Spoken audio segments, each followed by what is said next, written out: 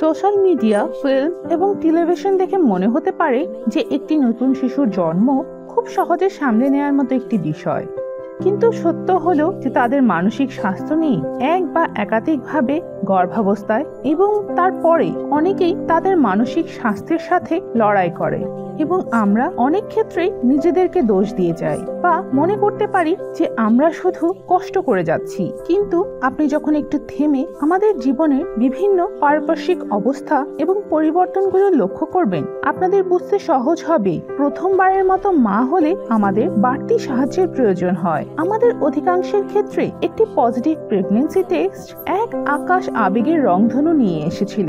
হঠাৎ করে একটি বড় সিদ্ধান্ত নিতে হয়েছিল, অনেক অজানা ভয়, ভীতি এবং আতঙ্ক।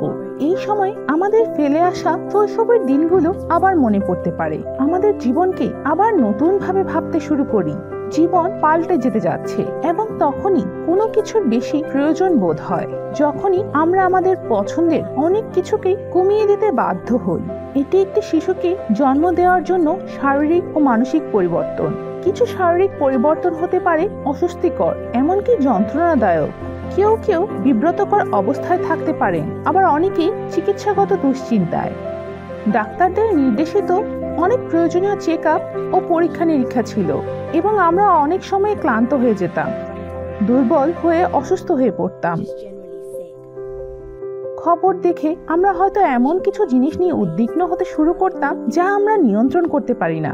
গর্ভাবস্থায় শরীরে হরমোনের পরিবর্তন আমাদের আবেগ, আমাদের যৌন চাহিদা, আমাদের ঘুম এবং আমাদের এনার্জিকে প্রভাবিত করে। বাচ্চার জন্ম সহজেই হয়ে যেতে পারে, এটা জটিলতাও থাকতে পারে। হাসপাতালে তাড়াহুড়ো করে যেতে হতে পারে, অপারেশনের প্রয়োজন বা অন্য কোনো জটিলতা দেখা দিতে পারে, যার অর্থ পুনরায় সুস্থ হতে সময় লাগবে। তবে বাচ্চাকে নিয়মিত খাওয়ানো এবং নির্ঘুম রাত বিশ্রাম নেওয়াকে অসম্ভব করে তোলে। আমরা যখন আমাদের নবজাতক শিশুর প্রতি শতভাগ ফোকাস দেওয়ার পরিবর্তে কিছুটা নিজেদের উপর ফোকাস করতাম, তখনই অস্বস্তি বোধ করতাম।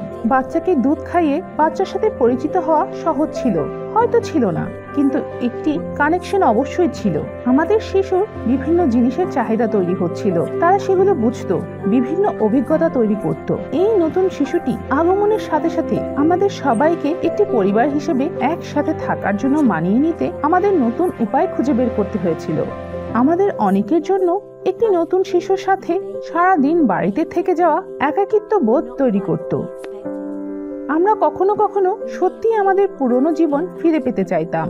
আমরা সবকিছু ভালোভাবে করার জন্য একটি মানসিক চাপ অনুভব করতাম। যদিও আমরা আমাদের নতুন দায়িত্বগুলো পছন্দ করতাম, তারপরও আমরা কিছু সুস্পষ্ট নির্দেশনা মেনে চলতাম। কখনো কখনো একে অন্যের বিপরীত উপদেশ দিতাম, এমন কিছু অবাস্তব দাবি বা মতামতে উদ্বিগ্ন হয়ে পড়তাম যেগুলো একজন ভালো পিতামাতার থাকে না।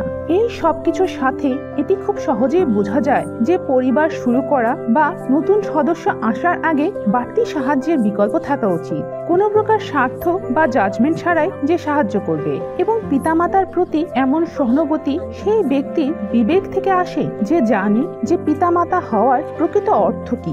আপনি একা নন, আপনাকে সাহায্য করার জন্য বিভিন্ন ধরনের সহায়তা রয়েছে।